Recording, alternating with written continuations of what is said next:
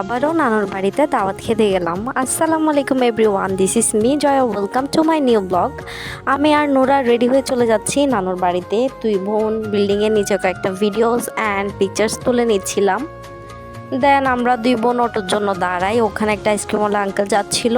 Ice cream দুইজনে দুইটা নিয়ে নেই। আমার আইসক্রিমগুলো অনেক বেশি ভালো লাগে।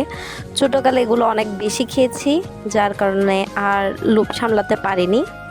আমাদের সাথে আম্মাব্বু যাচ্ছিল না, কারণ আমাদের বিল্ডিংয়ের কাজ চলতেছিল। আম্মাব্বু যাবে বিকাল টাইম, আমি আর নোরা চলে যাচ্ছিলাম। তখন বাজতেছিল 2টা।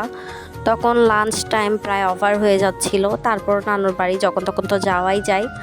দেন দুই বোন দুইটা আইসক্রিম নিয়ে যে ভিডিওস করতেছিলাম, আর নোরা এমন ভাব করতেছিল যেন সে অনেক দামি আইসক্রিম খাচ্ছে।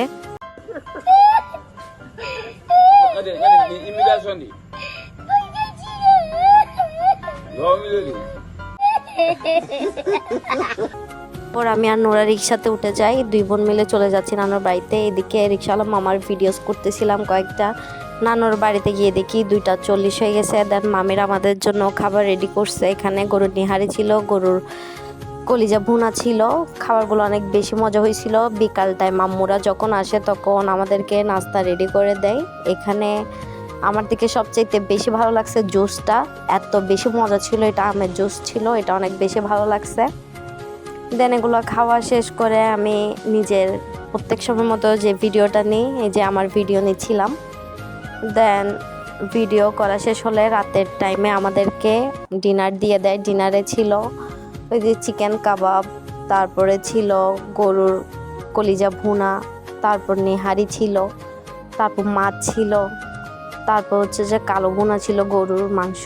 এদিকে দেন আমরা ঠান্ডা খেয়ে নিচ্ছিলাম। ঠান্ডাতে ছিল আইসক্রিম আর রসমালাই। এই যে অনেক বেশি ভালো লাগছে, এটা খেতে বেশি ভালো লাগছে। দেন রাতে ভাত খাওয়া শেষ করে আমরা বের হয়ে যাই, আম্মু আব্বু আমি নোরা। আমরা সিএনজির জন্য দাঁড়াই। সিএনজি একটা ছিল, আব্বু এখান থেকে ডাক দিল যে সিএনজিওয়ালা দাঁড়াইলো। আমরা সবাই সিএনজিতে উঠে যাই। রাকিব যায় নাই, যার কারণে রাকিবের জন্য ভাত দিয়ে দিয়েছিল মামিরা। তারপরে আমরা সিএনজিতে করে চলে যাই।